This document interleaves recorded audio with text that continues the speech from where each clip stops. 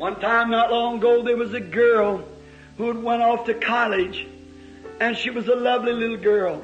And when she returned home, she brought some of her college ideas with her. And maybe this morning some of you have some of your outside ideas with you. Maybe you've packed up the church a lot of your ideas. Well, get rid of them is the best thing I know to do. Then this girl, when the train stopped out front, she brought a little girl with her, one of those little snickle fritz time, you know, like the Elvis Presley type. And when she was standing there, you know, at the train, her mother was on the outside. An old woman standing there, all scarred up in her face, little stooped shoulders, little calico dress on, a little shawl over her shoulders, and this little snickle fritz that was with her. This other girl looked down and said, "Well, who is that miserable, ugly-looking old wretch?" Well, you know, it embarrassed the girl so much. She said, "I don't know."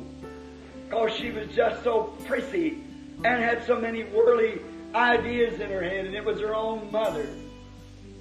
When she got off the train, the little old mother ran over to throw her arms around. She said, "Oh, darling, God bless your little heart." And she turned her back and started walking away as if she didn't know her. She was embarrassed because her mother was so ugly.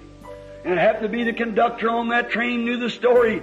He walked around there and put his hands on that girl's shoulder and turned her around before that audience. Said, "Shame on you. Shame on you."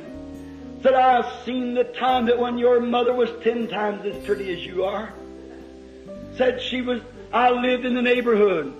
And said you was a little baby and you were upstairs in your crib and your mother was hanging clothes in the backyard. And said all of a sudden the furnace caught fire and the entire house was in a blaze.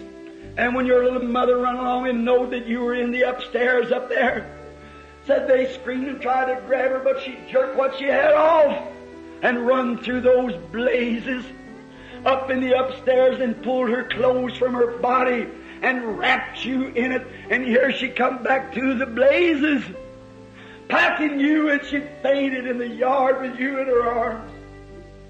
And said she took what would have protected her and protected you. And said the reason you're pretty today, that's the reason she's ugly. And you mean to tell me you'd be ashamed of those scars on your mother?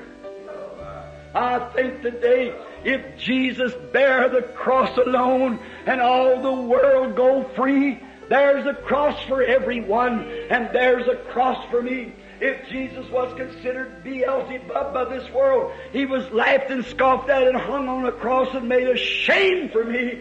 I'm more than happy to bear the reproach of His holiness. Yes, sir, call holy roller, whatever you want to call.